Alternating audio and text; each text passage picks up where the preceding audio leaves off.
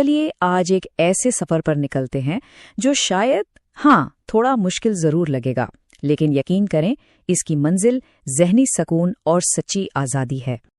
कभी ऐसा हुआ है कि तकिया आंसुओं से भीग गया हो, सिर्फ इसलिए क्योंकि दिमाग है कि चुप होने का नाम ही नहीं ले रहा। वो रातें जब आंखें तो बंद हैं पर जहन है कि हजारों मील फी घंटा की रफ्तार से भाग रहा है। कोई पुरानी बात, कोई शख्स, कोई पछतावा बस घूमता रहता है, जैसे कोई रिकॉर्ड अटक गया हो। और सबसे तकलीफदेह बात क्या है? यही कि वो लम्हा या वो इंसान अब हमारी जिंदगी में है ही नहीं, लेकिन हमारे जहन में उसने एक घर बना लिया है, एक ऐसा किराएदार जो हमारे दिमाग के एक कोने पर कब्जा जमा कर बैठ गया है और किराया वो वसूल कर रहा है हमारी खुशी, हमारे सुकून और हमारी नींद की सूरत में। हम सब ने जिंदगी में कभी ना कभी किसी चीज को बहुत मजबूती से पकड़ा होता है, कोई रिश्ता, कोई उम्मीद, कोई गलती, और वो पकड़ इतनी मजबूत हो जाती है ना कि आखिर में वो चीज हमें ही तोड़ने लगती है। तो आज हम बात करने वाले हैं निक ट्रेंटन की किताब द आर्ट ऑफ लेटिंग गो पर। और नहीं, ये कोई आम सेल्फ हेल्प किताब नहीं जो बस ये कह दे कि भाई भूल जाओ और आगे बढ़ो। अरे अगर इतना आसान होता तो कोई ये किताब लिखता ही क्यों? नहीं, ये किताब एक आईने की तरह है, एक दर्पण जो हमें सिखाता है कि अपने अंदर लगी उन गांठों को, उन उलझनों को धीरे धीरे कैसे खोला जाए, खुद को तोड़े बगैर बल्कि खुद को समझते हुए और खुद को माफ करते हुए।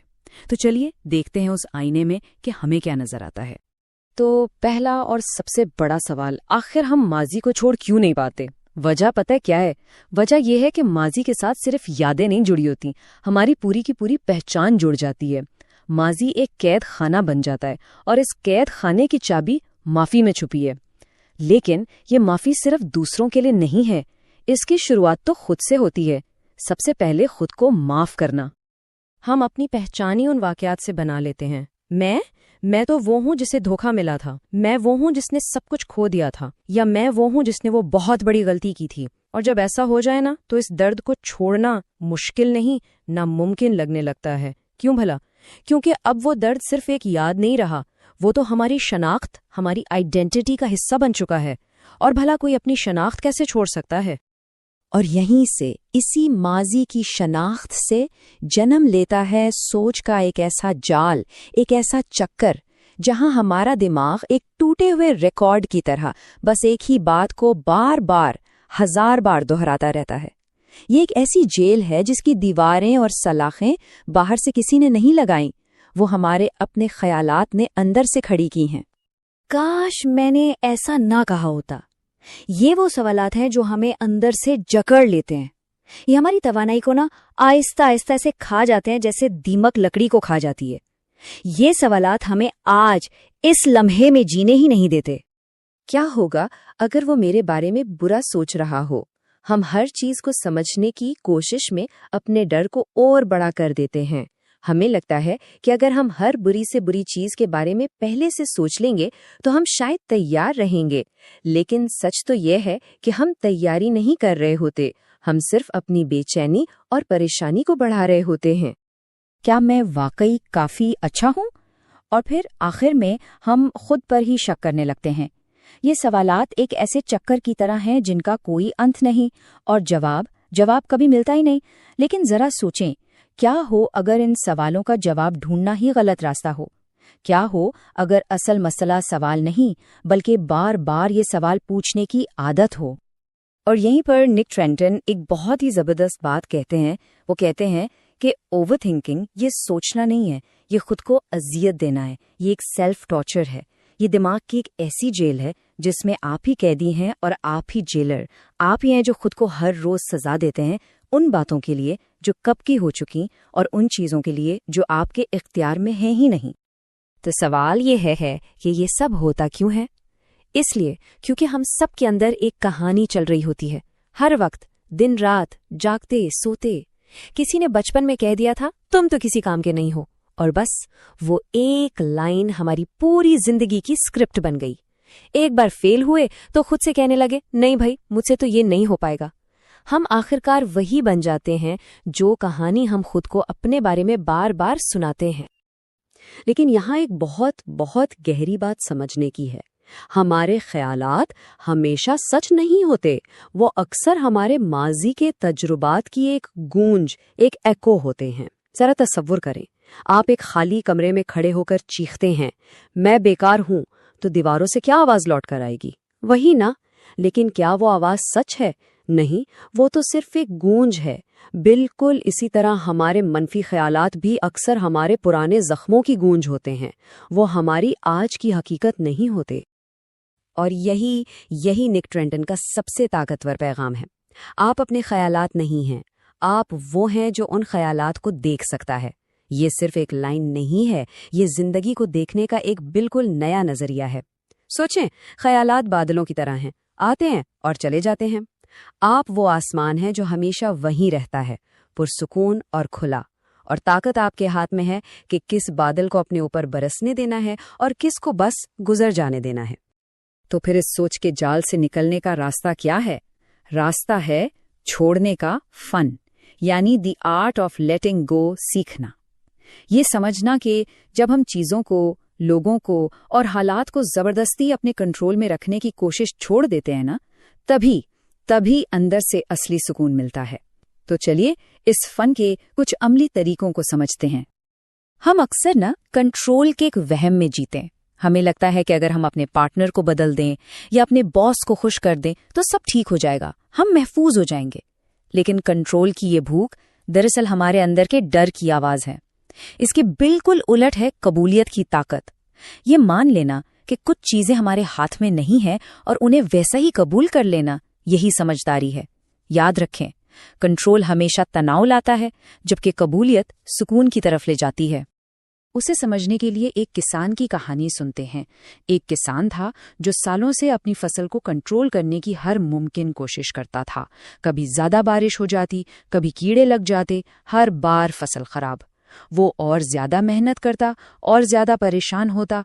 आखिरकार एक दिन वो थक हार कर आसमान की तरफ देखता है और कहता है, मैंने वो सब कुछ कर लिया जो मैं कर सकता था, अब ये तेरे हवाले। उसने बस बीज बोए और फिक्र करना छोड़ दिया। और जानते हैं क्या हुआ? उसी साल उसकी तारीख की सबसे बेहतरीन फसल हुई। ये कहानी सिर्फ खेत की नहीं, ये हमारे जहन के खेत की कहानी है। तो इस सरेंडर करने की पहली प्रैक्टिस क्या है?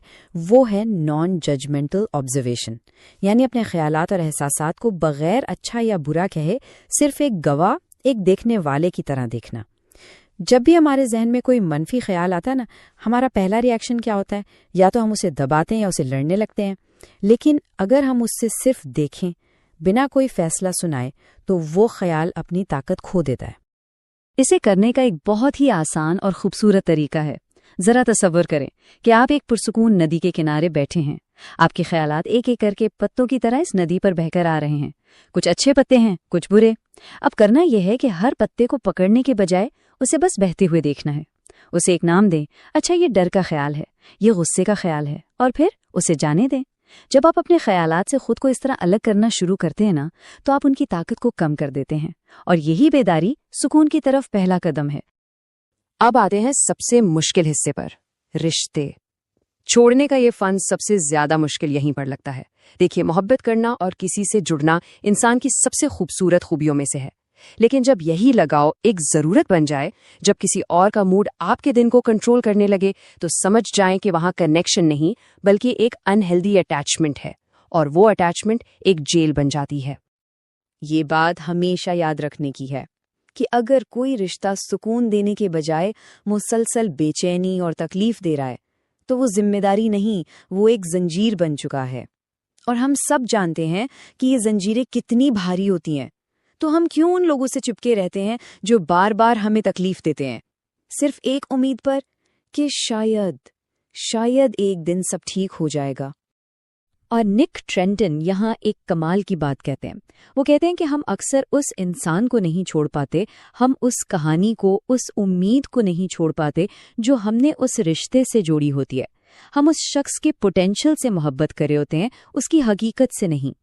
हम इस ख्वाब को नहीं छोड़ना चाहते जो हमने उस रिश्ते के लिए देखा होता है। तो क्या किसी को छोड़ देना बेरहमी है?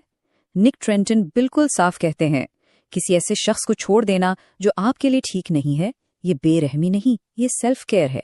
ये खुद की हिफाजत है, ये खुद को ये बताने का तरीका है कि आप भी मोहब्बत और एहतराम के मुस्तहिक हैं। जो रिश्ता आपसे आपकी रूह का सुकून ही छीन ले, वो रिश्ता नहीं, वो एक जज्बाती कैद है, और हर कोई इस कैद से आज़ाद होने का हक रखता है। लेकिन एक बात याद रखने की है, लेटिंग गो ये कोई एक दिन का ड्रामाई फैसला नहीं है। ये कोई जादू का बटन नहीं कि दबाया और सब ठीक हो गया। नहीं, ये एक रोज की प्रैक्टिस है, एक तर्ज जिंदगी है। ये एक पौधे की तरह है जिसे रोज थोड़ा थोड़ा पानी देना पड़ता है, तब जाकर वो एक मजबूत दरख्त बनता है।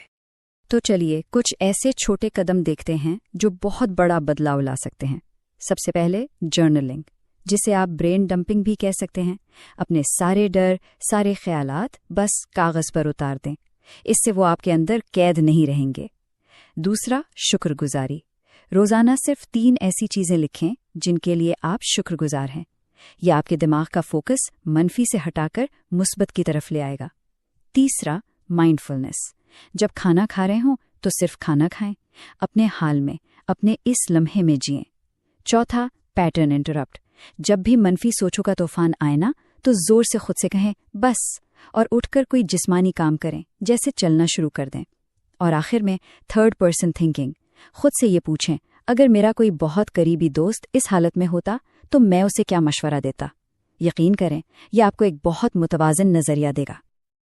देखें, हम सब उड़ना चाहते हैं, लेकिन हमने अपने जहन में पुरानी बातों और पछतावों का इतना बोझ उठाया हुआ है ना कि हमारे पर खुल ही नहीं पाते।